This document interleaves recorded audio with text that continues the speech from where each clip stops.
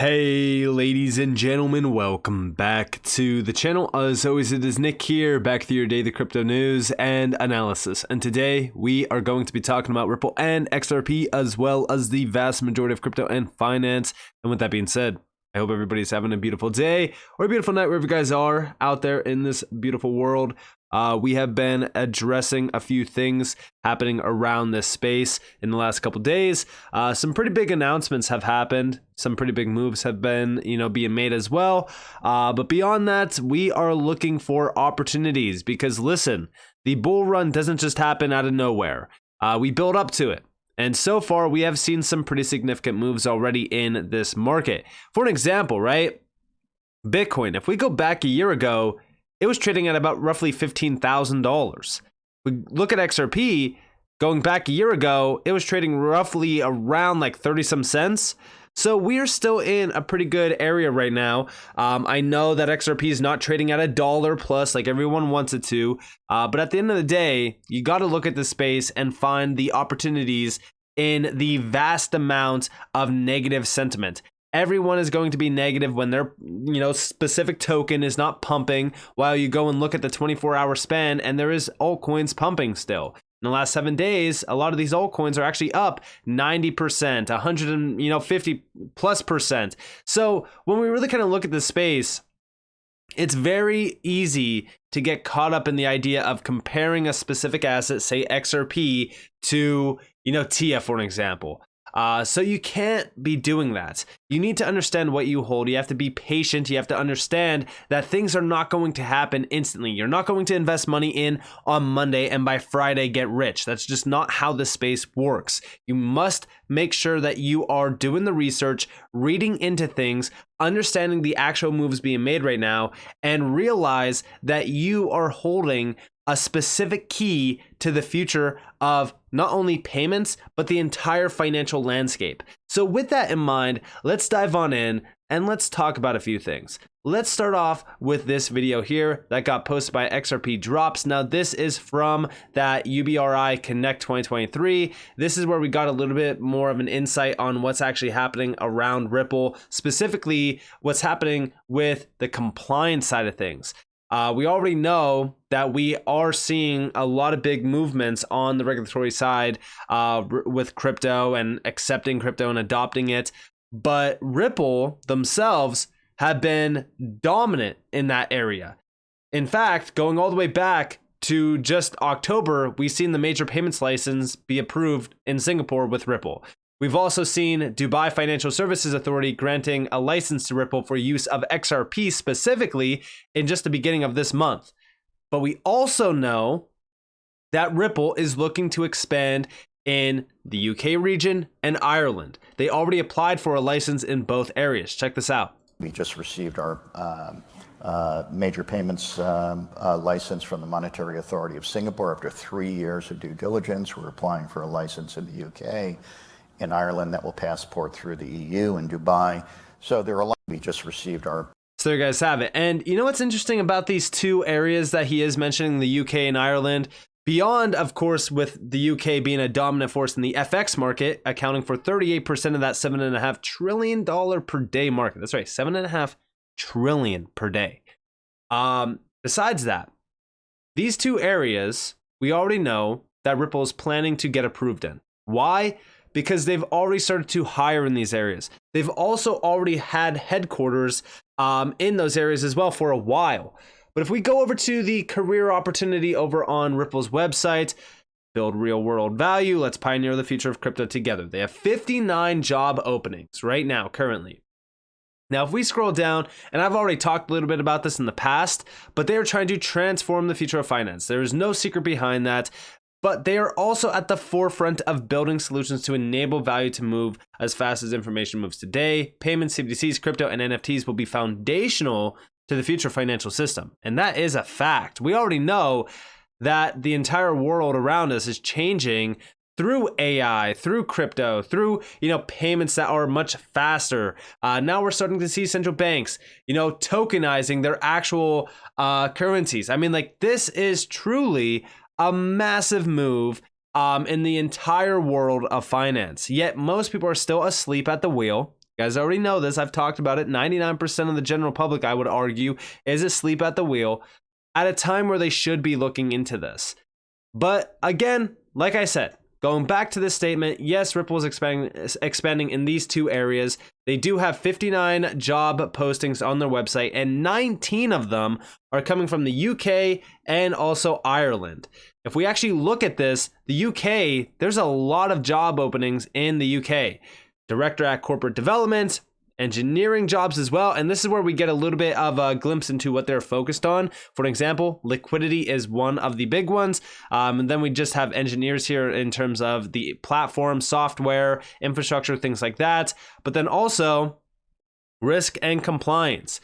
So some pretty big job openings there. And then also Ireland, financial manager, financial risk director as well. And then again at the UK, we have the audit manager, product manager as well, and then also staff platform engineer. But there is a lot of other great job offerings here at Ripple. If you actually look through here, you can see some of the bigger ones. So I'm very excited to see them expanding. Remember, a lot of this is still focused heavily on liquidity, focused on the Ripple net payments. For example, here you guys have Ripple net payments in Canada. So there is some significant job postings here. And yes, some of it does go all the way back to exposing XRP to even more clients, even more banks, institutions, etc., because they are still building upon Ripple net payments. And also we do see Medico on here as well. But beyond this, let's dive deep into something very, very interesting that is happening right now. So Edward Farina actually posted this over on Twitter.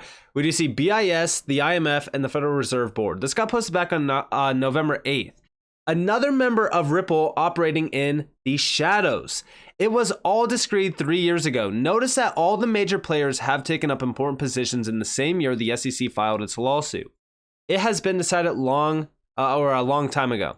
And yeah, what's kind of crazy about this is a lot of these players, like Jess Chang, for example, she worked at Ripple for about roughly 2.5 years. Beyond that, she jumped right into an IMF position. And then beyond that, a few months before the lawsuit dropped, she became a senior counsel at the Federal Reserve Board, which is pretty crazy. Then we also have from her just recently, again, she's the lead fintech counsel at the IMF. Really great to have been part of the IMF team that contributed to this landmark G7 report on stablecoins. A baseline necessity for any coin is a sound legal basis. The report spells out what it means, citing to IMF Bali FinTech agenda discussion on modernizing legal frameworks. And then also over here, we have Jess Chang is a senior counsel at the Federal Reserve Board of Governors. Previously, she was deputy general counsel at Ripple. And then also over here, an incredible experience being part of the IMF's flagship Law and Financial Stability Seminar, both as a speaker, drawing on DLT experiences from Ripple and XRP, and payments background from Federal Reserve Bank of New York. And as part of an amazing IMF seminar team, learned tons and had so much fun connecting with friends old and new. And here you guys have their full agenda, DLT and cross-border payments. Could you see anything else more connected here? Like, as we actually look at the full in-depth picture, the lawsuit definitely was, in my opinion, it was just a seed that got planted in this market to shake out as many retail players as possible, also slow things down so that the infrastructure layer can catch up, and for the major elite organizations to actually plan ahead to implement this technology. That's also why I say, like, Ripple and XRP, in my opinion, are a key piece of this. Like, beyond Ripple getting targeted, there was only one company before Ripple that had a significant lawsuit like Ripple did with XRP, and that was Library. But Ripple and XRP, out of all of the other tokens here, like, they could have went after Ethereum. They seriously could have went right after Ethereum. They could have avoided XRP as well. But I still think that it is significant to mention the fact that Ripple and XRP got handpicked out of, thousands of cryptocurrencies to be targeted. Why? I have asked that question for years now. Why was it Ripple and XRP? Why not Ethereum? Why not this? Why not that? I strongly believe that it was all by plan, especially the SEC lawsuit. And the reason why I say that is because we've also seen many events after the lawsuit that make zero sense if this lawsuit was actually real. Like, for example, Ripple being able to comment on the FSB regulatory framework globally for crypto back in December of 2022 while they were still deep in the lawsuit. And the FSB has Gary Gensler on the board.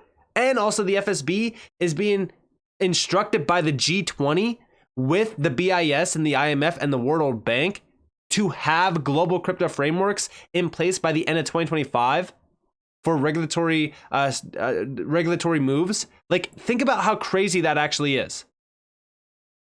A company is getting sued by the SEC, and now the chair is Gary Gensler. He is also on the board at the FSB. The FSB is letting Ripple comment on global regulatory frameworks for crypto in December of 2022. While still in that law, like, tell me this is not all part of the plan. It's almost impossible to think that this lawsuit was actually real. But beyond this, shout out to Anderson as well. A little common sense takes you far. Use Occam's razor. Connections. The task force chair is from the ECB. Ulrich. ILP has been successfully tested between the ECB and the Bank of Japan. Project Stella 2019. Brad at the high-level meeting 2019. Ulrich, the chair, attended Swell 2020. Look at this. Here's the ECB with the Bank of Japan. Stella, right? Joint research project on the European Central Bank and Bank of Japan. Synchronized cross-border payments. This is June 2019. Check this out. Ripple Swell 2020. CBDCs driving towards digital. The Federal Reserve Board was there. The ECB was there. How insane is this? Remember, the Ripple Swell events are great. They're great events to look into because we usually see significant updates and announcements from them. But beyond that, the Ripple Swell event, which we recently went over with this, right, is a banking conference held by a crypto company. It is so clear at this point. But beyond that, here we have, you may hate Ripple, but your favorite project hasn't been at this table and or part of this task force. Here you guys have all of these significant players. Then you have Brad Garlinghouse over here, sitting next to all of these high-tier individuals. You even have Christine Lagarde there. Over here, the BIS, Cross-Border Payments Interoperability and Extension Task Force composition, July of this year. Ulrich, who is the Director General Market Infrastructure and Payments at the ECB, is the chair. You have Ripple next to all of these other major names, the Clearinghouse, Swift, PAPS. I mean, come on. You can't make this up. There are 200 countries in the world. How do you achieve global interoperability amongst all these countries, especially low-value, high-frequency payments, especially smaller illiquid currencies? I bet that's why Ripple is there. And yeah, the plan has already been in place with Ripple for the longest time. Yet most people are so blind to this. 99%, I always say 99%, not because, it's extravagant to, throw in a video title or anything like that, but because I strongly believe that 99% of the general public is truly blind to these moves. Hell, even large percentages that are in this space that even hold XRP are still blind to this. They still don't believe it. They still don't understand it. They still don't get it. Listen, it might be tossing the dice, right? But in my opinion, there is no other company, there is no other digital asset that is so connected like this and has been sitting at these tables with these elites for many years. I know what I hold. Do you know what you hold? With that being said, if you guys do want to go get your very own official crypto merch over on Tokenized Threads, yes, this is my apparel company. We are going to be launching some more designs very soon, probably the next drop. So after the wintertime, we will be doing another drop. So definitely go check this out if you guys haven't already. There's a lot of XRP stuff. There's a lot of HBAR stuff. There's a lot of XLM stuff, XDC, you name it. So if you guys do want to go get your very own official crypto merch, you guys are more than welcome to over on tokenizedthreads.com. And with that being said, guys, I hope that you enjoyed this video. If you guys did, definitely leave a like, subscribe, turn notifications on because more free content. You guys are more than welcome to follow me on Twitter and join the free Discord in the description below. And with that being said, guys, it's been Nick. Peace out.